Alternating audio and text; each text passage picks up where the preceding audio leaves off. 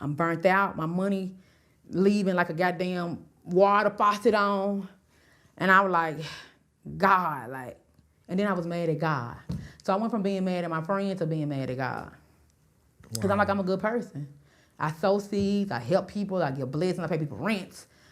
I do all type of stuff. And I'm like, how is this happening to me? Right. You can talk about this loss? Hell yeah. I'm healed from it now. Okay. I'm still going through the healing process, but I'm much, like I won't cry talking about it no more. Okay. So basically,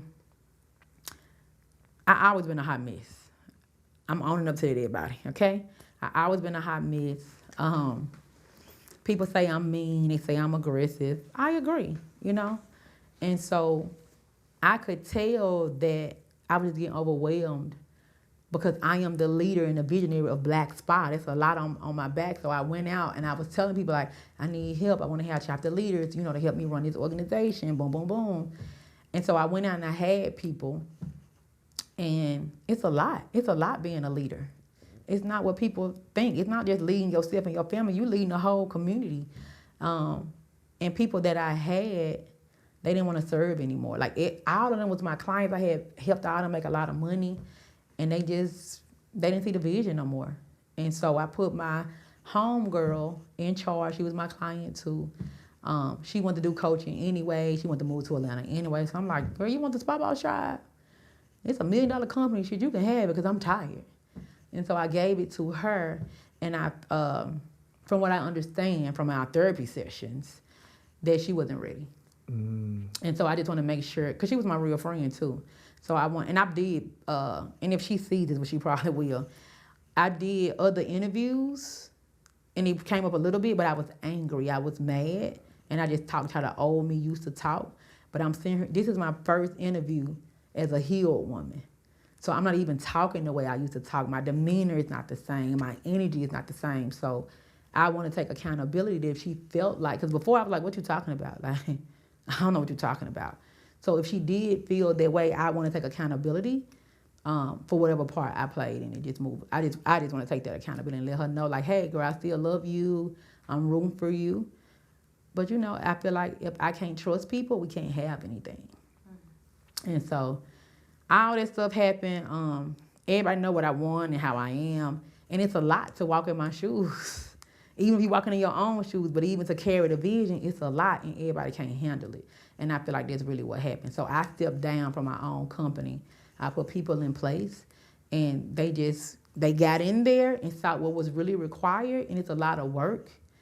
And that was part of what happened, pretty much. And I didn't find out till later, like months was passing by, when I found that I was losing all this money and things like that happened. And then because she was my real friend, when other things got revealed, I was hurt by that. And she was hurt and sad as well. It wasn't just me being hurt.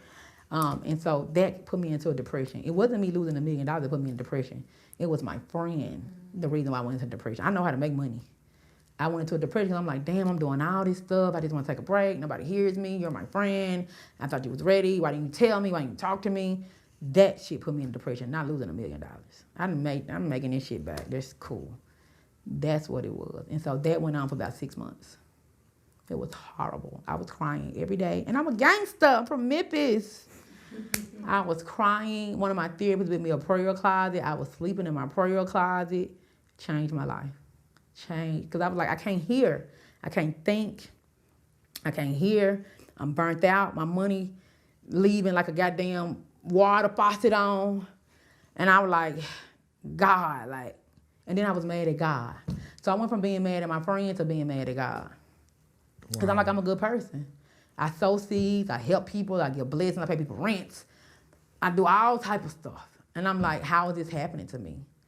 And he wanted me to be this new person that I am now. So now that I'm out of it, I see the positive side of why everything happened, if that makes sense. And that's my friend, I love her. I'm sure we're gonna get back better. It's just a process, but I'm sure we're gonna get back better. Right.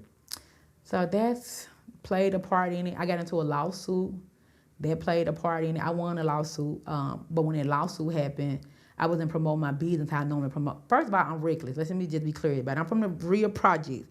If you come for me and I ain't do nothing, I'm coming for you for every single thing I got. If I feel like, you could think I did something, if I feel like I didn't, oh, I'm coming trying to chop your head off. I ain't gonna hold you. And so in that situation, I ain't do nothing. So when she went, if anybody ever do a social media live on me, or I would never talk to them enough. I would never, we can't come back from that. So she did a social media on me. And of course, this was the old me. Of course, I tagged her. I'm talking shit back or whatever. And gave her, mind you, I helped her make 30K months over and over again. The person who did the lawsuit on me disqualified herself. But anyway, so that happened. And so I want to promote my business a lot because I was toxic. I do IG Live every day giving business advice. But instead of me giving business advice, I'm on IG Live cussing out people. That's toxic. That made me lose a lot of money as well. And all this stuff happened as a domino effect. She did a live on me. My cousin got mad at me. She did a 3-hour Facebook on me. All this happened back to back. The chapter leaders who was on my team, they didn't want to do it no more, so that happened. I put my friend in position. People ain't giving her the respect she need. It all happened. And my coach, who helped me make my first meal, I helped my coach make $500,000. She had a trip to Africa. I sold out her Africa trip. I made her $500,000. My friends did something while we was in Africa. I don't even know what happened still to this day. And my coach said it, I did it. I'm like, I was in my room minding my business. Ain't nobody said nothing. What's going on? And that made me start doubting myself. Because this was my coach who, she's bougie. I'm ghetto. And so she, somebody who I admire so much and respect so much and honor so much. And so when the things started happening, it was a trigger for me. I'm like, she turning her back on me like everybody else, like my baby daddies. And I just feel like she turned her back on me. And that was a trigger for me as well. So all of this stuff happened in one window. And so oh my gosh. Then I was in Miami. I was not drunk or high. Fell and bust my head in Miami.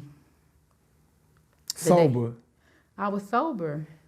I don't even smoke weed. I don't do no drugs. I take gummies. I want on no gummies or nothing. I fell in my hotel room. I just walked in, marble floor. I had me and my husband was getting ready to go because I had a brunch right across the street at Fleming's. Everybody over there, my team over there, they waiting on me to walk over. I fell and bust it was horrible. Had to go to the emergency room. Couldn't go to my brunch. Had a concussion. Mask. I ain't going back to the doctor to see if the mask on my knee counts or not. I'm like, I don't need no bad news right now. That was a shit show. All this happened back to back. And so mind you, I'm already tired and burnt out anyway. Right. So all this just piled on top, and it was just like an explosion. And all this played a part in $1 million loss. That's why I want to step down from my company too. Because I'm like, I'm toxic, I'm cussing out people, I done failed and hit my head. Let me just step down and let somebody else run it. And let me just, because I've already built $1 million company. Let me step down, let somebody else run it and still get my check every month. But it just didn't go as planned. Right. So all this stuff happened like back to back. Shit show. And I ended up losing that money in the process. And my friend. Two of my friends, actually it was two of them was running my company. It was two of them. I feel like they, what's this word? What's this word, Kendra? Kendra, what's this word? They was what? They were intertwined. I feel like they were working together. They was in cahoots. Yeah, they was in cahoots. Yeah. That's what I feel like if one person complained and the other person, oh yeah. Yeah, they feed off of that energy. Yeah, they was feeding off each other. Yeah. Because my friend got in the inside and she's stressed, and my other friend, if she's stressed, they feeding off each other. You know, they both saying, oh yeah. You see what I'm saying? And I feel like that happened too. Right. I should have had them up here with me so I can speak for themselves, because I just want to know. What happened? You still curious? Yeah, like, girl, what happened? Mind you, I helped both of them make $1 million in business. There ain't no reason for jealousy. There ain't no reason for nothing. Understand the assignment, get it done. But again, I'm healed. I want to take my accountability. Hey, we should have talked more. You know, we should have had mediator sessions more, man. We should have had, cause we talk about business planning. We talk about all this stuff all the time. But I guess if personal stuff was coming up, nobody told me. I didn't know. Another thing too, everybody say I'm unapproachable. So I want to take accountability for it as well, because they saying they didn't tell me, because I'm hard to talk to. So I want to take accountability for that as well. That's why everybody knew who I'm building with now. I'm saying, hey, I don't care what you think. Please talk to me. So I'm saying it now because I feel like if we would have talked, none of us would have never. Mind you, they work for my company. They lost 2. So I lost a meal. They lost 2 though. It's my company. If no money ain't coming in, nobody getting paid. You see what I'm saying? Yeah. So they lost as well. Wow. But they all had their own business before they ever met me. So they, they got their own thing going on too. But yeah, it was bad. Whew. Yeah, I can see. I wanted to kill myself 3 times in 6 months. I had a thought 3 times. Because I couldn't think. My payroll and my bills is $30K a month. Every month. That's people that I got to give a check to feed their family. Right. I was crying about that. I'm like, because I had to start letting people go. Because mind you, I'm off. Like, and now my fucking mind a fucking shit show. I can't lead nobody nowhere. So I had to start letting off my staff. And I was paying them. We was stunned. We was in Africa, China, Dubai. I had security because my cousin, we from the real project. My cousin did a lab and she was like, she gonna send somebody to my house. I went and got me a security guard.